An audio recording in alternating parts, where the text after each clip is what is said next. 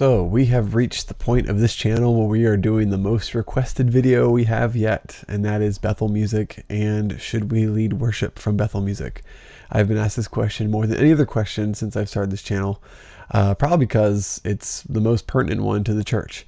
There's a lot to cover here and there's a lot I want to go over, but let's start off by laying some ground rules about what we are going to talk about and what this video is for, and what we're not going to talk about and what this video isn't for. What this video isn't is it is not a video breaking down line by line, verse by verse, sermon by sermon of why Bethel is theologically dangerous, I guess you would say, or I'm not going to use the word heretical, but I would say in some ways blasphemous. That's something that if you're watching this video, I'm assuming you're already there with me. If that's something you want to learn about, or if you think that maybe you don't think Bethel's a problem, you don't think their theologies are wrong, or you don't think it can be dangerous by any means, I just did a video on the dangers of bad theology, which we talk about some of the things, but I also have a whole video series called Breaking Bethel that I will be adding more videos to down the road, going through what it's like being a student at Bethel and many other things. Watch that. But that's not what we're doing here. That's a whole other discussion. Now, what this video is for is my opinion on why you shouldn't lead Bethel music, worship songs, if you're in the camp that disagrees with them. So keep that in mind. Don't just be like, well, I'm going to lead them anyway. Great. If that's where you're at, go for it. I'm saying if you disagree with Bethel's theology and you don't think what they're doing is okay or right, and you think it's problematic, here's why you shouldn't lead it. So now that we have that out of the way, let's actually tackle what we want to talk about here. So from the beginning, what we know about Bethel is this, and that is they make good music. They pump out some of the best songs. They have the top 40. They have solid songwriting. They have solid production, solid guitar tone. It's good music. I mean, just objectively, it is good. I mean, they do a good job at it. There's a lot of money that goes into production at Bethel. Producer wise, musicianship wise, it's just well done. It's well executed. They do it well. They have good voices. There's an emotional pull on it, and the proof's in the pudding, where it's all over the place in the Christian radio top 40s and the Grammys, the Dove Awards. And the big part is they're collaborating with everyone from Phil Wickham to the Helsers, Upper Room, I believe House Fires as well, Shane and Shane, which we'll get to that later. They are doing a lot of collaborations, but like we said, not only are they all over the radio, but they're all over churches. And what does that mean? It means that more than likely your church, even if you disagree with Bethel, without you knowing, they may have led a song from Bethel music. You may be saying to yourself, there's no way they led a song from Bethel music. My church is actually against Bethel. There's a good chance they probably have already, and this is why I'm making this video. There's a lot to be said about the Christian music industry. I've worked with it closely. There's a lot to be said about the dynamics of it and what the expectations are for artists, for worship artists in particular, as far as collaboration goes, but also just how everyone's fingers kind of in everyone's pie. There's a lot of passing around of ideas and songs, and really just comes down, it's an industry, so they want to make money. But at the end of the day, as a church or as a worship, maybe you're a worship leader, worship pastor, or maybe you're a pastor and you're thinking, hey, like we disagree with Bethel songs, but some of them are actually theologically sound and they're not that bad. We'll get over that. But let's start with possibly with some of the songs your church maybe has led. Also, one of the things that I think is a problem is that people don't really put much weight on the theological differences in the people of the songs that they're writing or singing. I should say they're singing at their churches versus, say, someone who's coming to speak at your church. So whenever, say, someone's going to come speak at your church, or like have a guest speaker or pastor, whatever it may be, usually the pastor does a really good job vetting this person, making sure they line up theologically, make sure that there's no blasphemous things they're saying, making sure that they're usually within the same conference or maybe in the same denomination. But there's some vetting that's done before this person's brought in, because they want to make sure whoever this person is going to speak on, that it's not going to be a bunch of, red flags going everywhere, or they say something that's way out of line. We don't really do that much with worship music. When it comes to worship music, it's kind of just left in the hands of the worship leader to pick what songs they want to do. And from my experience, a lot of times the pastor isn't too involved in picking the songs. They may have suggestions. They may say, hey, I'm speaking on grace this week. Can you do This Is Amazing Grace or something like that? But there's really not a whole lot of involvement on saying, these are the songs I want you to do, or avoid these artists. It's usually just, hey, we hired you on to lead worship and to do well with that, so go ahead and do it.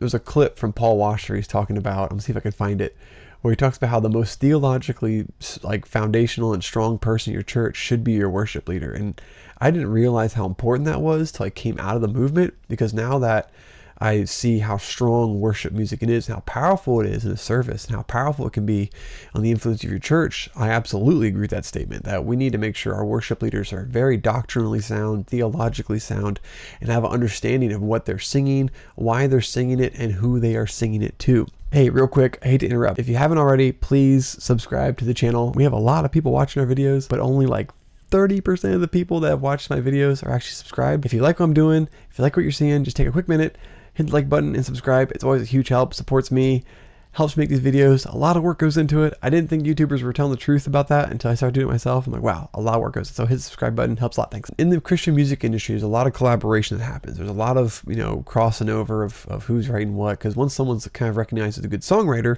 a lot of times that person will be brought in as a guest writer or to collaborate with another writer.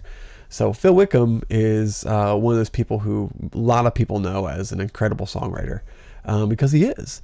But a lot of his songs have some Bethel music artists that collaborated with him, so it would be considered a Bethel music song.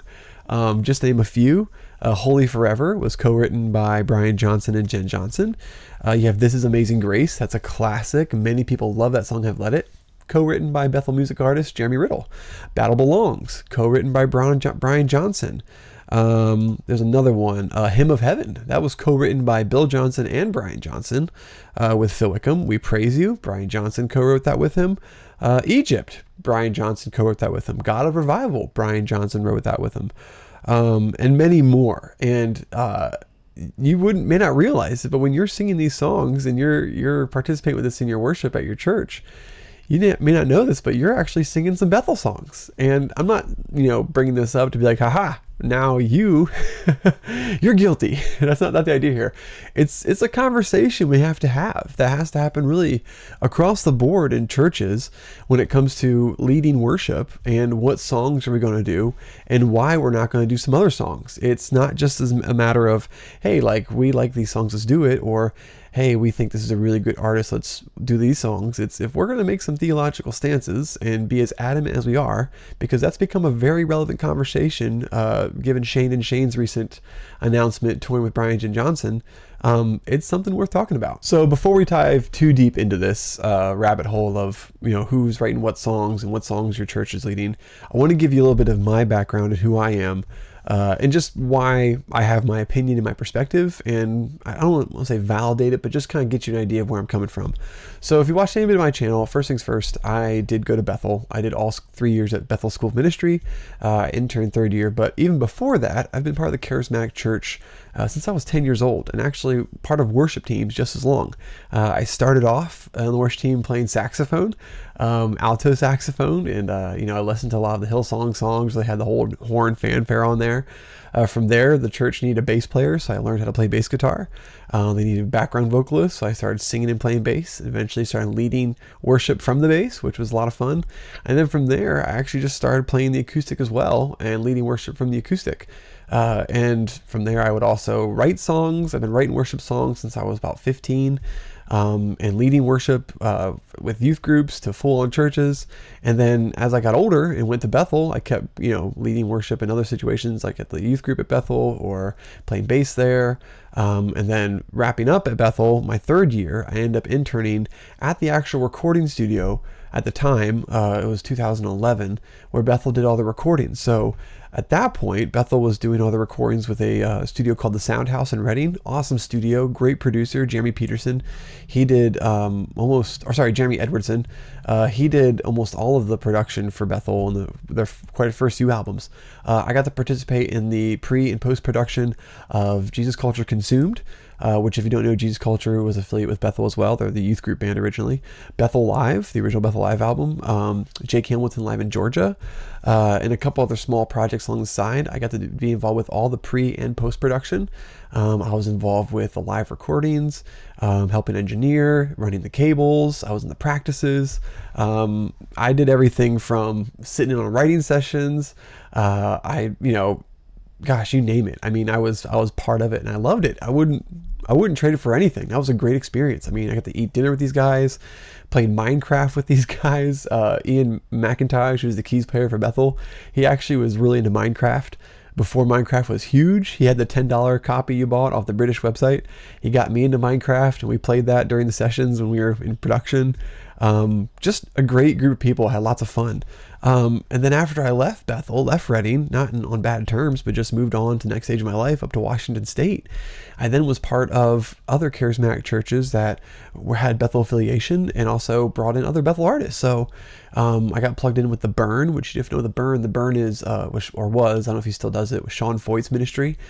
It was kind of like parachurch IHOPs, the International House of Prayers, where they would have these worship nights from, 9 o'clock to 9 a.m. So 12-hour worship nights. And we would do worship from, for 5 to 6 hours, 12 hours, do these midnight to 4 a.m. sets. And then we got to the point where we got quite involved with Sean Foyt, and we started touring with him and writing with him. We did, I think, 1 or 2 albums with him where we helped with production and writing and recorded with him. We also toured with him at a couple conferences. We went as far as up to North Canada, where we played with him at Weston Stacey Campbell's church. We toured down to Sacramento, played down there. I've had the privilege of opening for Phil Wickham, actually, as a worship leader for a young adults group. I've actually opened for the Helsers as well, playing with them, played with some of their musicians. I've been really in these circles with people. Some of the big people that at Bethel, that came out of Bethel, were actually part of my class, like Matt Stinton. He's the guy that wrote This Is What You Do off the Loft Sessions. Stephanie Gretzinger, she was in my Revival group. Love her. She's amazing. And I actually got to play with her up in Canada when we toured up there. Unfortunately, her voice was shot, so she couldn't sing with us, but still love her to death. And I ran with these people, and I know Bethel music. I know the charismatic side of leading worship, and I continue to lead worship, leaving Bethel years after that. It was only about 3 or 4, almost 4 years ago, I stopped leading worship at Charismatic Circle. So needless to say, I have a background in the charismatic world of leading worship, writing songs, playing at conferences. I've done it all, and I wouldn't trade it for anything. I love that time in my life. Do I regret a lot of things? Absolutely. But I learned a lot from it, and I really enjoyed it. But you must be asking yourself at this point, like, okay, if you did all this stuff and you loved it, why are you at the point now where you're saying, hey, you shouldn't lead Bethel music songs at your church anymore? Starting off, do I think you can only lead worship music from people that you 100% theologically agree with and say, those are the only songs you can do? Absolutely not. Does it help when you lead songs from people that you theologically agree with? Yes, because that helps solidify your theology. Some may call it a catechism, helps you get more catechized in what you believe and understanding your doctrine. But if we were only leading worship with the people we 100% theologically agree with from start, from Genesis to Revelation, we'd have a really short list. The charismatics would have a bigger list. I mean, it would have Hillsong, Elevation, Bethel, IHOP, Vineyard, Morning Star, Upper Room, Jesus Culture, Maverick City. Some may say Shade and Shade. Bethel in particular, when it comes to this whole Christian music industry, has a rather large proverbial theological rock in the shoe of the Christian music world. Bill has said and stated clearly multiple times that their music is a tool to bring them into Bethel culture, like to bring them into the world that is Bethel. It's not just like, hey, let's make some extra money so Brian and Jen can support themselves. It is actually a tool that they use to bring people into Bethel, to spread the message of revival, of revival kingdom now. That's kind of Bethel's big thing, is revival is now, revival is alive, revival is a lifestyle, and that's a big part of their music is for that. Now, that's when that's the goal of your music, and then also you have your theology, that's kind of where the pairing happens. Because if we take let's say two different theologies, like for instance, I attend a Mennonite church, right, and a Baptist church, and one of my other friends attends a Berean church, which is more of a Calvinist church. But we do a lot of the same songs. We both would sing Be Thou My Vision, or we both would sing Come Thou Fount, or we both would sing even A Mighty Fortress Is Our God. Even though we have theological differences, these songs we would sing because our core doctrine, the things we believe are correct, and we agree on them. And there's no, from what I could say, like blasphemous peripherals. We may have some theological disagreements for sure, like, Calvinists and Anabaptists definitely don't agree on predestination, and we don't agree on, either it's paedobaptism, because the whole thing with, Anabaptists is we're confessional Baptists, which, or not confessional, but Anabaptist means new baptism. So the idea is that you have to be old enough to understand what's going on and then be baptized. And, it's like, that's, is that a hill you die on? But that's, it's not like one of these things where we have like massive, massive disagreements, but we do have disagreements, but they're not big theological mountains, I guess you could say, in a way. Bethel, and let's just say as an Anabaptist, we have some big disagreements. We're kind of in the cessationist camp here. We don't believe in the modern gifts as being alive and active. Which, it's, some may say it's a minor disagreement. I could say that, but then you take it a step further, and let's say they believe you can hear the actual voice of God and give prophetic words. Well, we don't believe in that. Let's say they believe that it's always God's will to heal. And so, well, we don't believe that. Let's say they say that the gospel can only be preached if it's preached in power and fullness. So when they talk about with a demonstration of miracle, power must be displayed for this gospel to be revealed for what it is, to touch the hearts of people, because it is that power that changes a life. Without power, it's not good news. But we don't believe that. So now we're starting to kind of drift from more of just like we have some minor disagreements that get bigger and bigger. But not only that, the idea of the song that would be leading then would also be sending people to a church that totally disagrees with many things we talk about. And not only that, but when we're doing these songs, and this is kind of like we said in the video, I'm not here to go line by line to talk about why I disagree theologically with Bethel. That's not the goal here. The goal is to talk about why if you disagree with Bethel and you disagree with their theology, why shouldn't you lead their songs? Why shouldn't you do their worship music? And this is where it comes to, is that it's the money. when it comes down to it, it's the money. I mean, if we're going to be honest, it's you got to follow the money. And when you think about it with Bethel's music, when you play their songs, when you do a stream, when you use CCLI, when you go on YouTube and watch one of their stuff, when you go to a concert, it might be, this is all money you're sending to them. And this isn't just a couple dollars here and there. They're making this money to the tunes of millions. It's a massive, massive, massive hold on the industry. We'll kind of go back to that top 40 chart and show how many of these songs have Bethel affiliated artists or just straight up Bethel artists in them, and they're getting the royalties for them. And this is where it's like, oh man, this is a conversation we have to have, because it's no longer just like where it was maybe in the early 2010, 2012, where Bethel was kind of this rogue thing that was putting out music and maybe just the charismatic churches were leading it. It's getting bigger and bigger where now even like the seeker-sensitive churches are starting to lead their stuff. And it's even creeping into maybe even some of your churches, which you may consider more reformed, because they're really saturating the market with their music. And when you use Bethel music at your church through CCLI, which is the main licensing program used, like Song Select, when you're putting together a worship set, those are dollars going straight to Bethel to essentially spread their mission work of spreading Bethel, of spreading revival culture, of spreading Kingdom Now theology, all this stuff. I mean, New Apostolic Reformation, whatever you want to call it, you're putting your dollars towards that. And this is kind of where the conversation really comes to an apex of, is that a line in the sand that we need to draw as Christians, or I won't say as Christians, but because I don't go as far as saying they're heretics.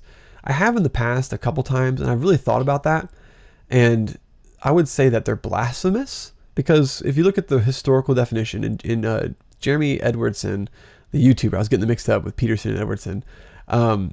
Jeremy Edwardson, he's a YouTuber, amazing, Salt and Light, this is YouTube. He talks about the historical definition of heresy, and in some ways, they don't really match that. It's more blasphemous. There's too many channels out on YouTube that are just calling this and that and everything heresy. I think there's a difference between something that is heresy and something that we should avoid. Bad teaching isn't always heretical. Bad teaching can be heretical, but it isn't always.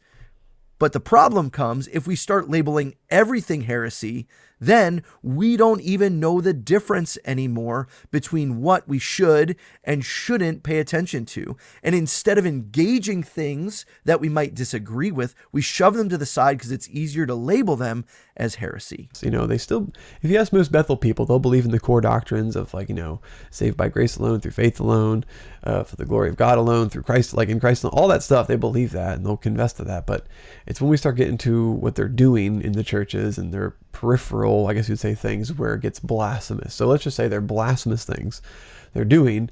Do you want to put your dollars to that and help spread that? And this is really where the conversation gets complicated and a bit, I don't want to say heated, but you really have to start looking at the big picture when it comes to our money as Christians and really as worship leaders, what we're doing and what demonstrations we're setting when we lead these songs. Also, quick side note, I know we can really get down the rabbit trail of money and where our money's going and what we're doing with our money as Christians, and that's a whole discussion that you can really get tied up in.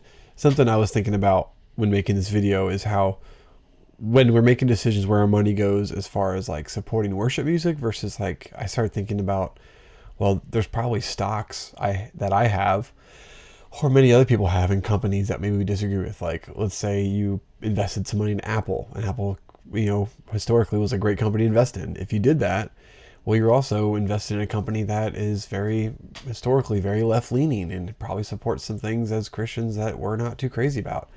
So it's I don't want to turn this into the conversation of, well, if you disagree with someone, you can't do anything. The money conversation can really derail this whole thing. So I'm thinking strictly in terms of supporting, if our money is going towards supporting our theological stances, and I know the argument, they call being hypocritical, and I'm trying to figure out how to navigate that. But that's just the reality where we live in. Our money, no matter where we go, is going to go towards things that we disagree with as far as like morality. And if you're even as a Mennonite, I'm no just war, so my taxes go towards war, but also Jesus tells us to pay our taxes. So it's that's a struggle I constantly have to deal with. So just keep that in mind when we're talking about where our money's going.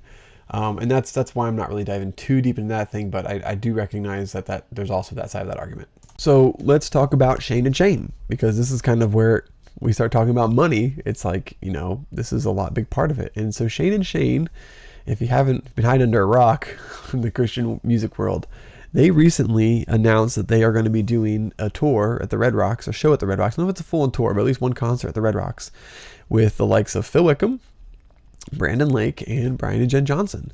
And this really put a lot of people in the Reformed world up in arms. It's what are we doing?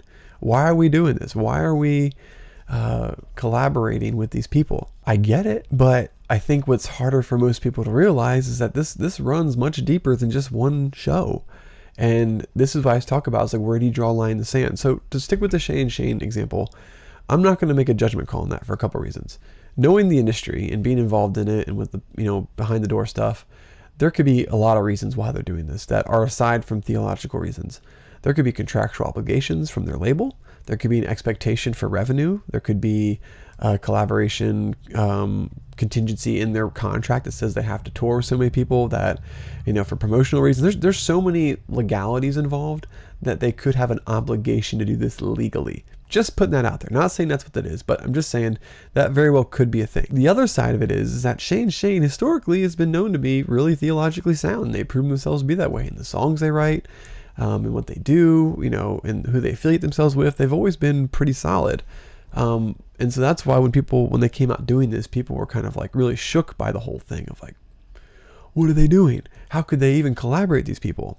However, what you may not realize is that Shane and Shane have actually been collaborating with Bethel and many other artists that you may disagree with for quite a while. If you're a worship leader and you use this tool before, you're very familiar with it, and you've probably seen stuff on there before, and that's Shane's tool called the Worship Initiative. It's a really great website with a lot of great tools from Shane and Shane, other worship leaders they collaborate with, Now, we're talking about platforming, supporting, and paying royalties to, and where do you want to put your money to? Well, Shane on this website have really let the door wide open for whoever they want to bring in. You would think on the surface that, well, clearly they wouldn't collaborate with these guys when you look at the, when you talk about the difference in theology with the Red Rocks and why they wouldn't collaborate with them. But if you go to the Worship Initiative website and you actually look at their top people, and I'll put an overlay of this in here, they have clearly, even their top songs, they have Bethel Music, they have Jeremy Riddle, Brian Johnson. You'll see even the Gungers on here, which if you're not familiar with the Gungers, they're in a whole other world of Gnosticism and New Age stuff. Hillsong United, all these guys that some people may consider problematic, that they're rocking with, they're doing stuff with. And so again, this isn't a thing where I'm like calling out Shane to say, hey, look, they've been collaborating with people all the time. But this is the discussion. I'm saying that as maybe we'll say reformed or maybe more conservative Christian theologies that aren't charismatic, if we're going to be drawing these hard lines and getting up in a roar when, let's say, Shane announces they're going to collaborate with the likes of Bethel, then we need to realize that this isn't just one concert. This is actually an industry thing, that this is all over the place. Now, I'm not in the camp where if someone says, just because they've affiliated with someone, that you need to totally disregard them, I don't think that's a great argument, and I don't think it holds up very well. The whole guilt by association, just point blank. Just like if you go to a conference, like I do a lot of business conferences, and a lot of times they try to bring the best of the best in the industry. And a lot of times you'll see these guys come up and you may know they totally disagree with each other, but they're sharing the same stage. But just because they're sharing the same stage doesn't mean they totally agree with what the other guy is saying. They have their different perspectives and they're trying to bring the best in. I like to think that's kind of the same way in a lot of ways with the worship world. I know it can get hairy when it comes to theology and who we're endorsing, and that's kind of where I draw the line. But just because someone's sharing the stage with them, I don't think it just completely throws them out the window. Now, if they're going as far as like promoting them and endorsing them, saying, hey, this person's a great worship leader who's theologically sound, that I like their songs, if they say something like that, I'm like, hey, yeah, it's a red flag. But just because they're sharing a stage, like I said before, there could be a lot of reasons why they're doing that. So, editing Jesse here, and I'm looking back at that. And I'm thinking about the Worship Initiative, and I'm like, they kind of are just endorsing them and putting them on there because they're on their website. So, yeah. Also, if you think about kind of the secular parallel, is if you think about if you've ever been to a concert, it's not a Christian concert, really any concert, you have openers. And a lot of times the openers, maybe the band that you're going to go see, they don't even like the openers. But it's who they could book and who they could tour with. Sometimes they'll collaborate. Like if it's a really big band like Coldplay, they'll try to find like a new artist they can promote. But a lot of times these smaller bands, like some grungier bands, or like a lot, it's probably indie rock scene in Seattle and Tacoma, you never know who's going to be opener sometimes, and they could be total garbage. But just because you saw an opener, you're not going to look at the main headliner and be like, oh, you like that music? That's terrible.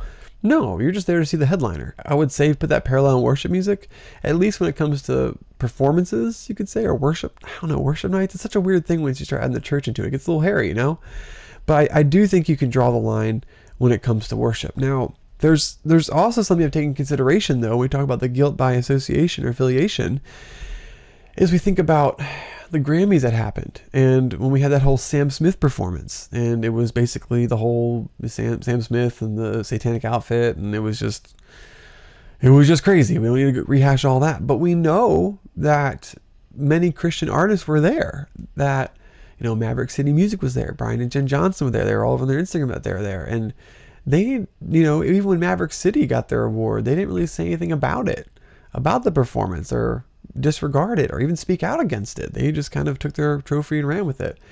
And there is something to be said, I feel like, when you're not really addressing the elephant in the room. If we're supposed to be salt and light to the world, like, you're not really saying something here. And that's when we're juxtaposing the secular world and the Christian world in the same place. When we're Christian to Christian, it's a harder discussion. It's like, again, I'm personally not going to stop listening to Shane just because they're doing one concert with Bethel. I'm not throwing them out and saying I'm done with them. I can't do that. But I'm keeping my eye on things. It's like, okay, where are we going with this? It's kind of like the baby steps where it's just like little by little by little, compromise by compromise by compromise. Again, it begs the question of the bigger elephant in the room, and that is kind of this whole Christian music industry as a whole.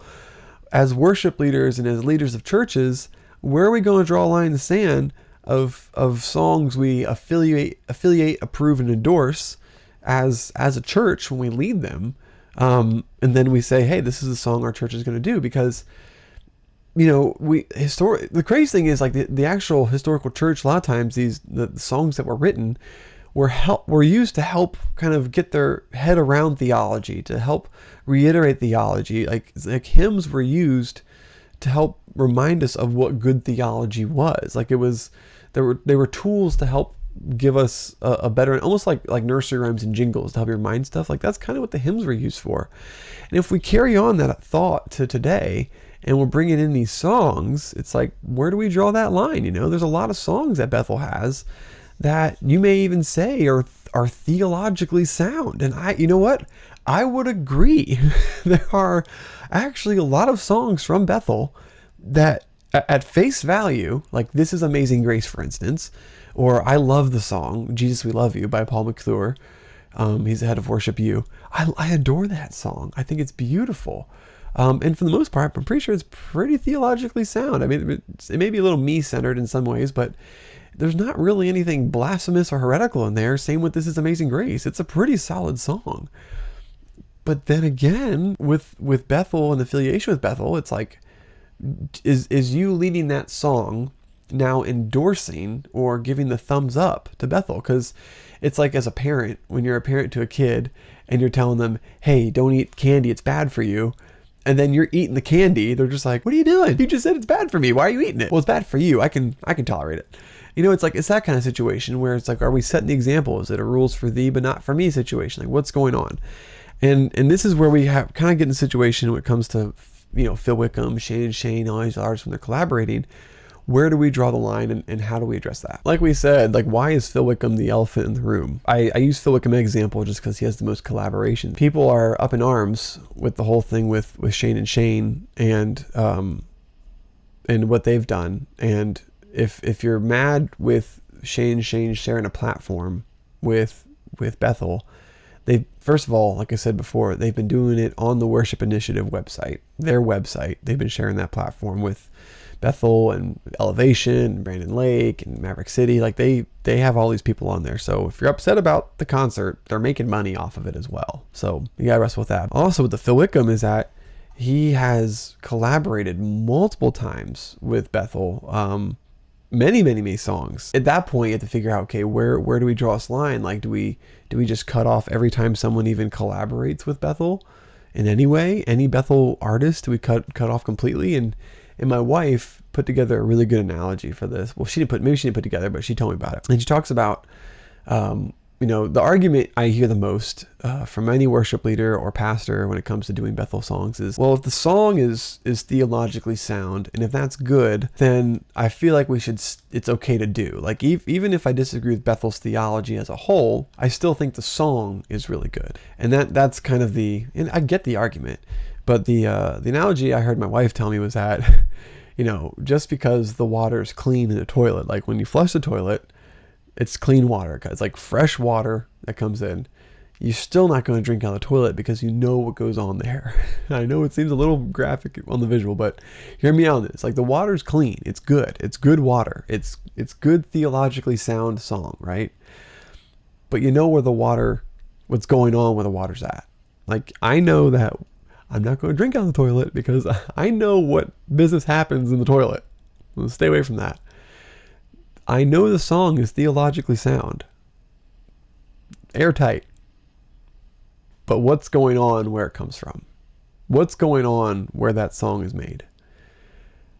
And that is something worth considering.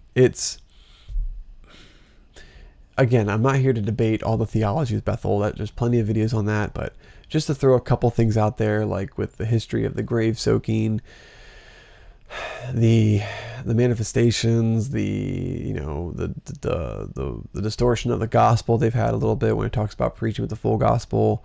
the prophecy, the one big thing we talked about in the last video, especially when it comes to Bethel, is the requiring to fail at prophecy. Probably add this: when you get it wrong, don't quit. Clean up your mess and try again. This may sound strange to you, but in our school of ministry, our students are actually required to get it wrong. If they don't fail at least 3 times in the first year, we won't let them in the second year. Why? If you're not willing to take risk to the point where you get it wrong, you probably won't get it right in the way you need to. But secondly, we want you to get it wrong in a loving environment so you know how to clean up your mess.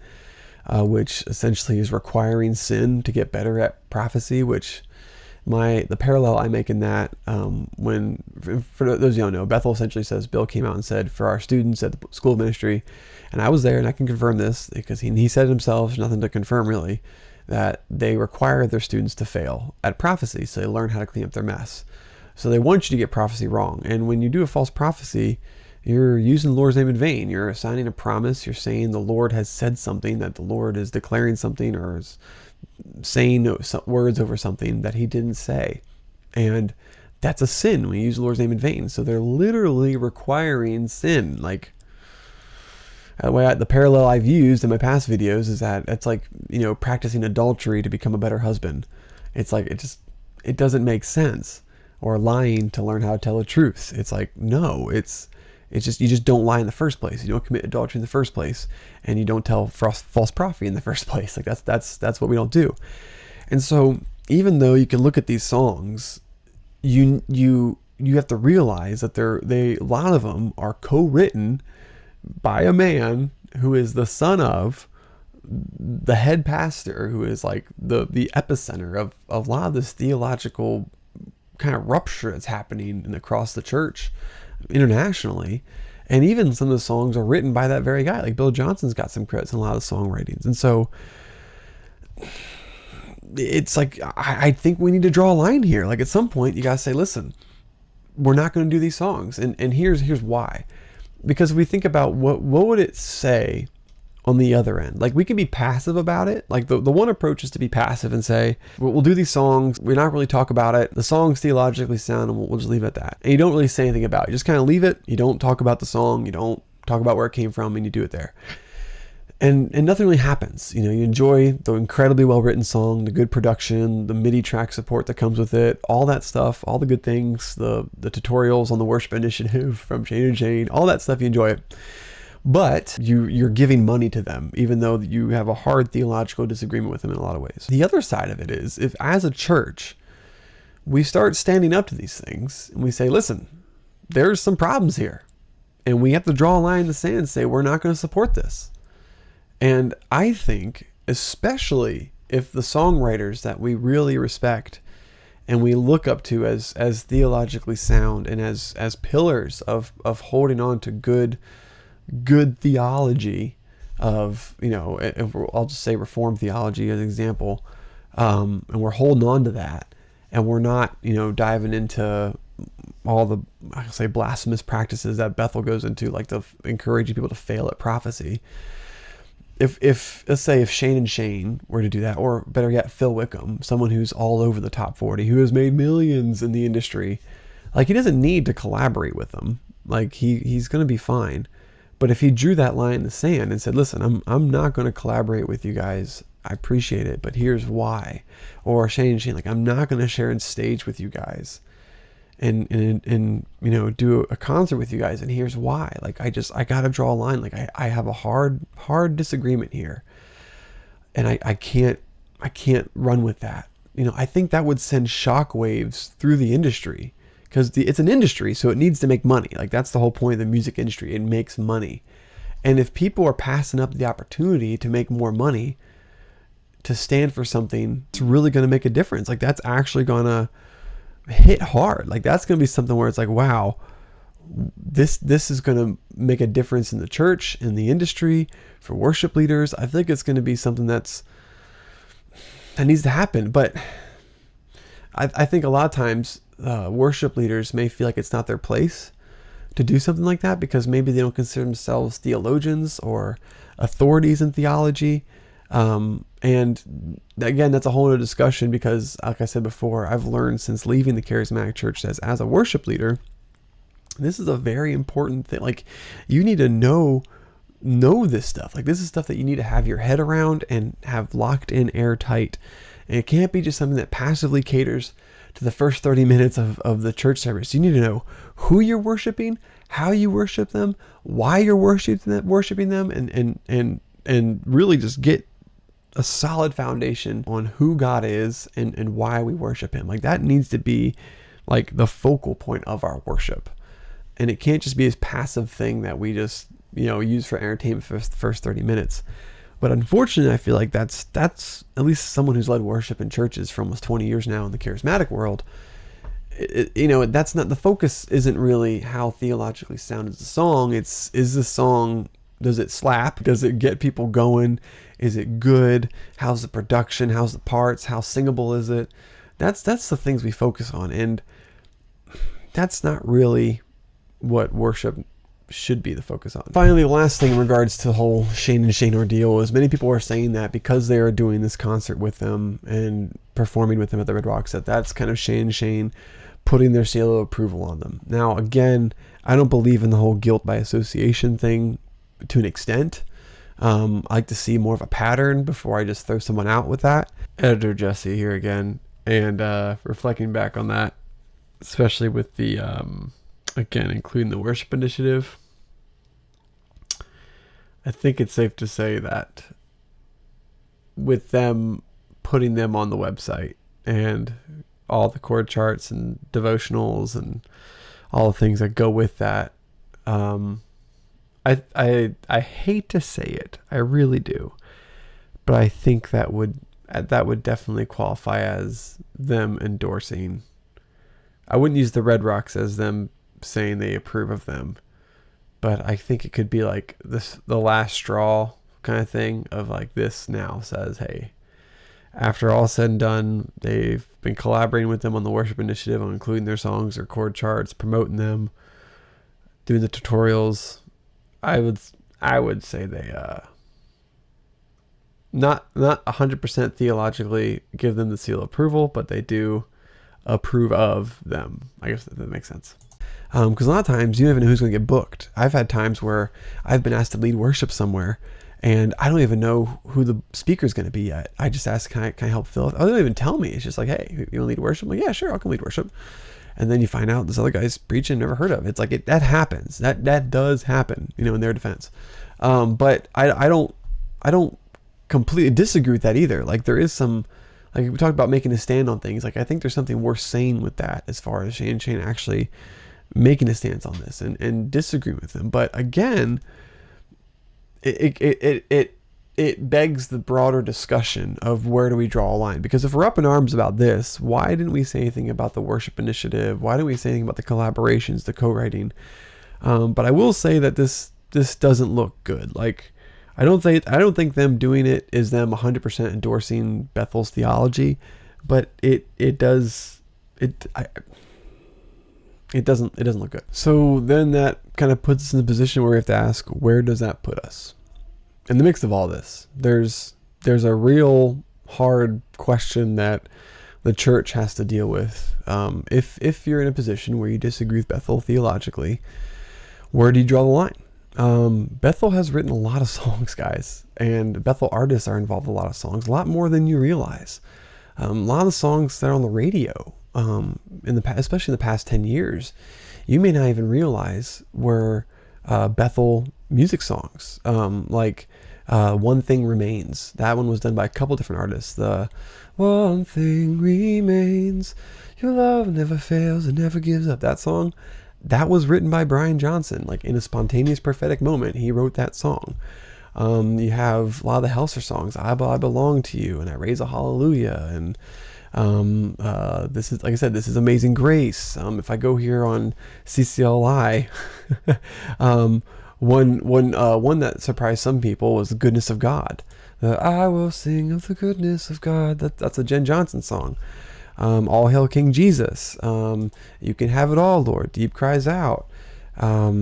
there's just a lot of songs. I'm looking more and more at this list. Ever Be, Praises. There's a version of It Is Well that a lot of people do now. That's from Bethel. There's just a lot of songs that Bethel has written and has gone viral, and churches around the world have led. If we're going to be not only theologically, but I guess you would say intellectually consistent, you have to be confronted with the fact that you're going to have to drop a lot of songs. Like, you're going to have to do your due diligence on these songs. And then where does that put us as a church? If every time we have a qualm with someone and we don't do the song, it's like, is that really healthy? And it's like, I don't know the answer to that. Part of me thinks yes, that it is healthy. Like, I feel like the church fathers early on in the church, like, they had their big theological disagreements and they wouldn't put up with it. And when it comes to worship, I think this is, again, going back to what Bill talked about, how the goal here is to bring people to Bethel. That's the goal of these songs. I think that we have to really draw a line in the sand there. And then at that point, where do we keep drawing that line? If you disagree with Maverick City music and a lot of the stuff that's coming out about Dante Bowe and where he stands on things. Yeah, I know he got kicked out of Maverick City recently, but let's just say pre that. Or like Stephen Furtick with Elevation Worship, like he's co-written a ton of songs, also with Phil Wickham. Phil Wickham, who's co-written a lot of songs with all these guys. It's like, at this point, I think the church needs to make a theological stand, not just in our theology, in what we're preaching, but that needs to bleed over into our music if we're going to be consistent.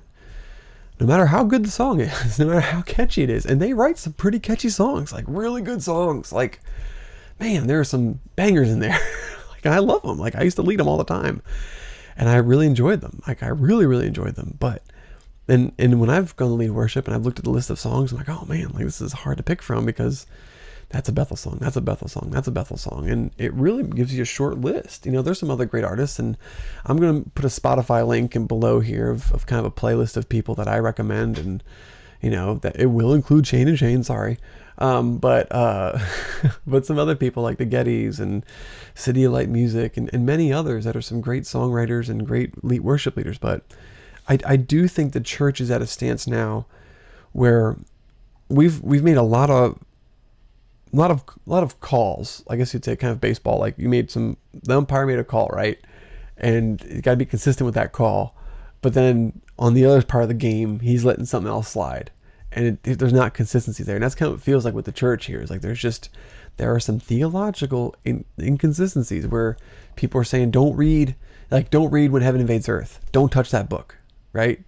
Or Physics of Heaven. That's a great example. Physics of Heaven is like, we all can agree, and if you haven't seen my video with Mike Winger, I break it down and go through it all and validate what Mike's talking about and how Mike feels about some of the stuff, and I use examples of school. But we'll go as far as saying we shouldn't do these songs. We shouldn't, we shouldn't read these books, and we shouldn't, partake in this media or any kind of stuff. And then we kind of let the worship music slide. And I think, and the big point of this video is, I think it's a discussion that the church needs to have. And that as people that maybe say disagree with Bethel, that you need to kind of come to terms with. Like, hey, like and maybe talk to your pastor about. It's like, hey, like if we disagree with Bethel, and if your pastor's been open about disagreeing with Bethel, but he's also okay with the worship leader leading songs that, like, This Is Amazing Grace, which I use that one because it's such a great song, and Phil Wickham is the artist on it.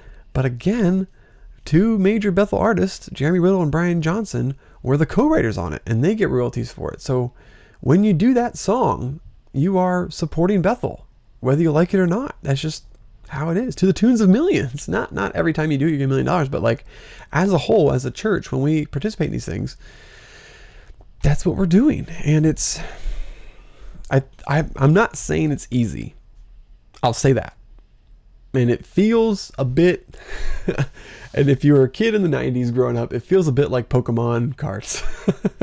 And if you played Pokemon, you know exactly what I'm talking about, where like all these things, they're cool with us reading Chronicles of Narnia, that had witches and stuff. They were cool with us reading Lord of the Rings, that had wizards and whatnot. But then Pokemon came out, and it's like, you can't play that. And it's like, wait a minute, what? And it became this whole like witch hunt.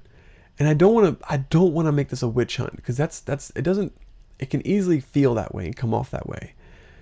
I look at it more as like this needs to be a real discussion that your pastor or your worship pastor needs to have, and make that decision, and at least recognize, to be theologically and intellectually consistent, to say, yes, I disagree with Bethel. Yes, I disagree with these books and what they say. Yes, I disagree with their endorsement of the Passion Translation and all these other things and that Bible and promoting that. But I still want to give them money for their music. It's like you have to come to terms with that. And yeah, I'm not saying it's easy. I don't think it's easy. I think it sucks. I think it's a hard conversation to have, and I think it's a lot, but it needs to happen. So like we're saying, where does this put us in this sense? You know, we talked a little bit about this, but I think the church, I can wrap this video up in kind of this statement. I think the church needs its own kind of reformation in its worship. That's what it comes down to. I feel like our worship music as a whole in church needs a bit of a reformation. And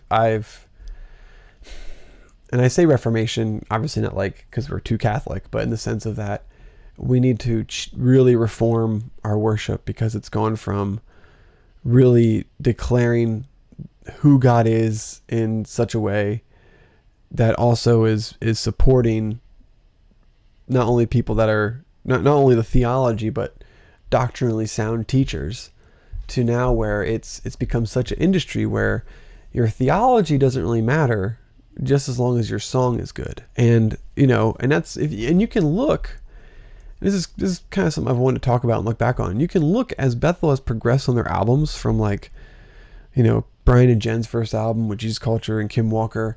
As they've progressed and gotten bigger and bigger, they've kind of hidden that part of their theology more and more. It's gone from like, the Kim Walker, How He's Love Us, the ha ha ha, the laughing, and the you would know if you felt God's love. It's become very clean radio, like top 40 stuff. And they've leaned into the industry, and they're making money off of it. Like before, you would listen to a Bethel album, and you could listen to a Bethel album, and you would know pretty clearly from that album what they theologically believe, because it was littered with these prophetic worship moments and really just pretty raw, charismatic stuff. But as they've gotten bigger and they've leaned more into the industry side of things and the money making side of things, which is where your song is shared, it's led all over the place, you get licensing and royalties and covers and all that stuff. They've pulled that element back more and more. And so people have kind of looked past all that, because the songs have become more tamed and more theologically basic and reasonable. But Bethel's culture hasn't changed. And that's the part I guess I'm trying to get across, is that even though the songs have become more and more theologically just kind of neutral or basic, or maybe entry-level Christianity, and they're not these big, it doesn't feel like you're at a charismatic church with their stuff. It's just a big top 40 well-produced song. Even though the songs have gotten that way, the culture at Bethel hasn't changed at all from where it was when they first started. It's still the supernatural school of ministry. They're still pursuing all that stuff. They're still the prophetic, and they're encouraging people to fail in prophecy. That's all still there. So if we disagree with that culture and we disagree with that theology, and we have this whole time, you're not sharing all these books and like Physics of Heaven and When Heaven Invades Earth and Supernatural Ways of Royalty and Supernatural Ways of Prophetic and all these Bethel books, if you're not sharing those and you're not promoting those at your church, are you going to promote their music? Are you going to do their song? Are you going to do a song that was co-written by Bethel artists? Because even if it's by a different artist that you think is really good, are you going to do the other song that's co-written, do that song because it has royalties going to Bethel? It's like, if you're going to be theologically and intellectually consistent, you got to consider that. But the last part of this discussion, and this is kind of where I want to wrap everything up, is how far do we take this? And I kind of made the joke earlier about the Pokemon cards, but this is kind of where it happens. It's like, how far do we take this as Christians? Because this can easily turn into like the joke of the frozen chosen, like the Calvinists. I'm not a Calvinist, but it can turn into this thing where it's like, it's just our circle, just us, and we don't do anything with the outsiders. And that's honestly how a lot of worship music starts, is like, hey, we don't have any people that, that's how Bethel's worship music started, is that we don't have anyone that writes music that caters to our culture and what we believe. So let's write songs that do that. That's how that music started. They wanted revival focused, supernatural focused, miracle focused songs that like the where you go, I go, what you say, I say, what you pray, I pray. Like that's them saying like we're gonna, that's focusing on healings and miracles, prophecy, the God of miracles, and them declaring healings and raising the dead, and like it's that's the whole reason I was written. Anyways, that aside, how far do we take this? And it's in forms of media, like with YouTube or movies, or it can go further and further. But I do think there's two categories here, and that the difference is we're talking about leading worship in church versus like a media consumption is the big difference here. We're talking about the actual moment in church that as a body, this is the moment in time that we commit as we gather. There's the gathering of the saints. We commit this time to worship God, and when we worship Him, we want to worship Him well. We want to worship Him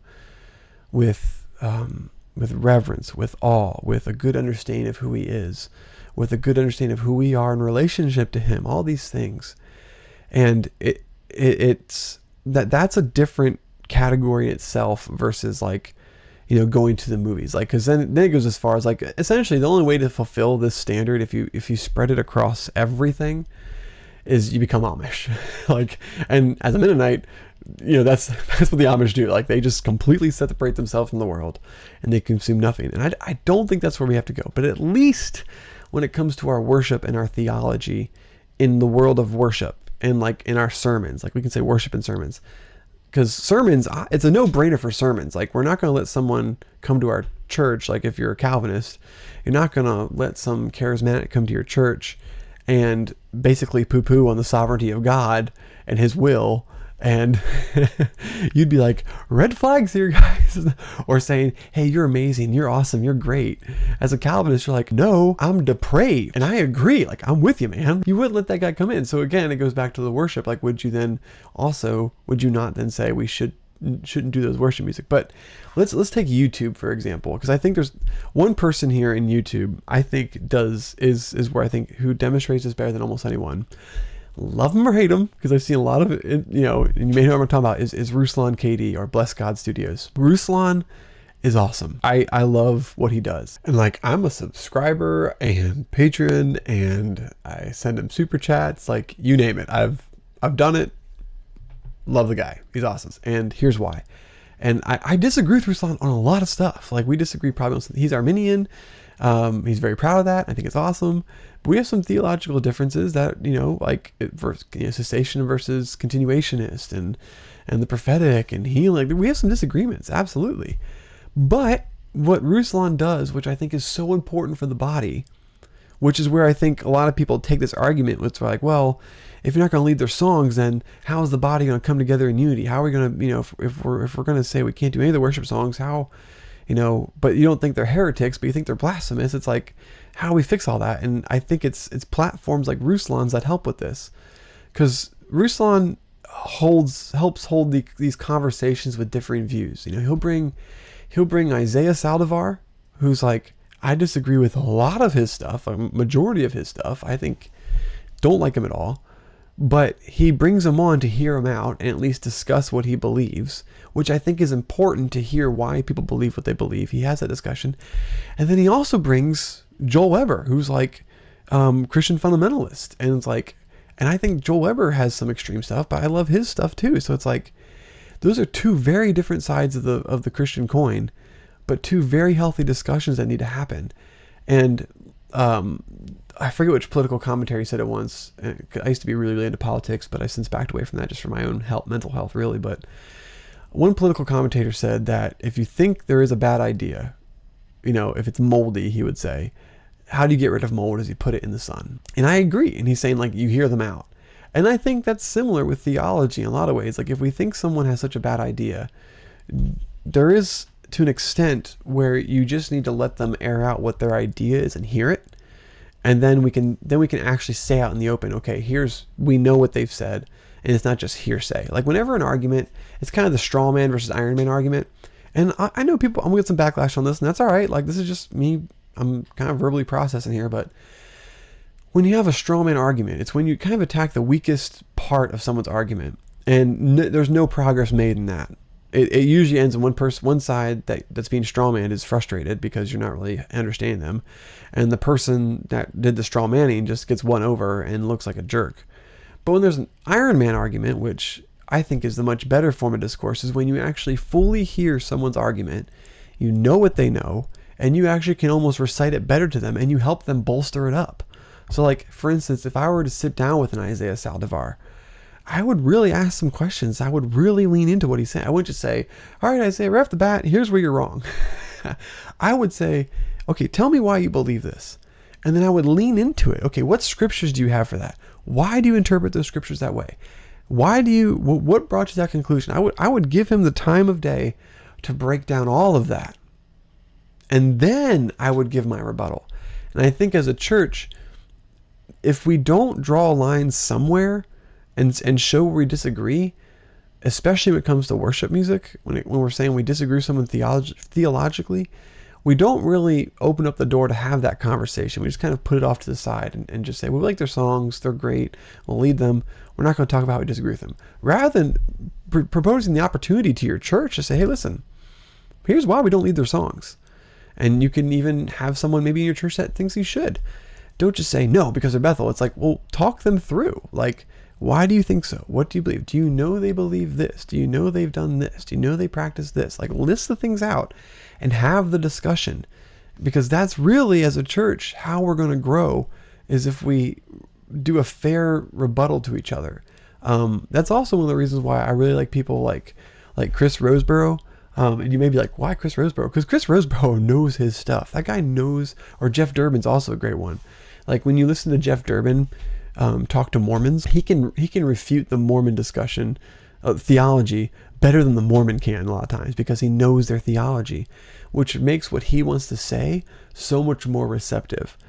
And I think that's also part of a discussion he needs to have in the church. And that's kind of how we bridge the gap in the differences, because I do believe that I would consider many of them my brothers and sisters in Christ, that are, because I do think there's some honest zeal in the charisma. I was one of those people. Honestly, I had a huge zeal for God in that sense of the presence and an encounter. And I still believe that you can, in somewhat, experience God and like feel the presence of God. I do think that's a thing.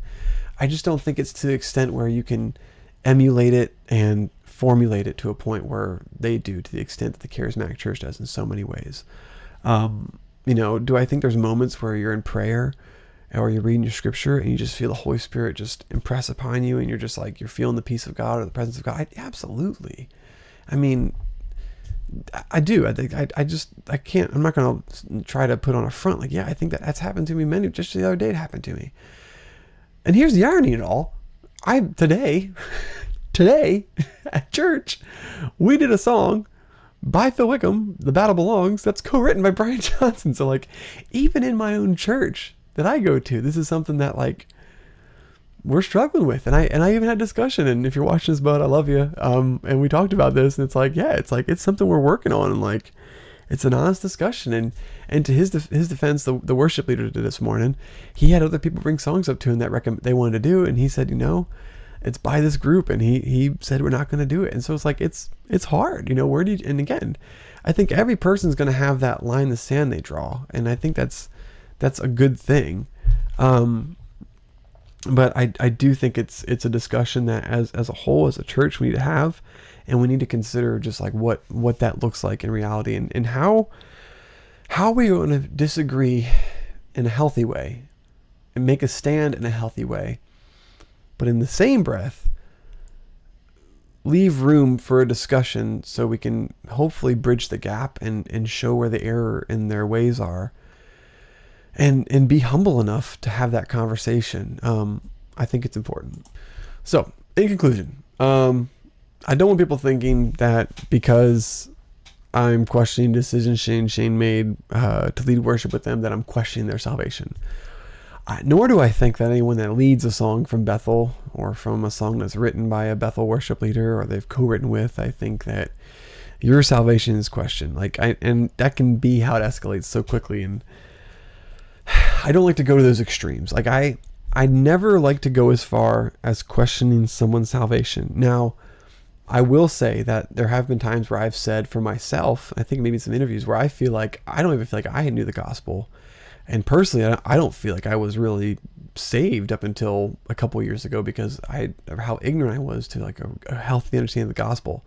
And I can say that for myself, but I can't go as far as saying what other people are at. Like that's an area I like to stay away from. I like to always question the theology, not their salvation. I'll put it that way. I can leave it at that. I don't need to go any farther on that. But I think just to wrap it up, you have to consider how far this goes. It's a deep rabbit hole. It's not just a concert. They have a whole business where they're essentially business partners with Bethel. You know, how does that make you feel, knowing that about Shane? I mean, it's a hard pill to swallow. They're supporting, platforming, sharing, and making money off of Bethel with their worship initiative project. And they're spreading that music, you know. And I guess the point I'm trying to make is, if you're going to be up and roar about all this stuff, you should have done it a while ago, because they've kind of been doing it for a while. Yeah. So I hope this answers your questions. I hope this has been good. Hope this has been something that you're thankful for, and that you like this format that I'm doing. I'm happy to be making videos again. I'm glad to be back at it. So if you haven't already, like the video, subscribe, and leave a comment below about what you think about this. Am I way off the rocker? Am I totally missing the point? Or do you think I got some good points? And if so, let me know. But thanks for watching. Thanks for being a part of this, and take care.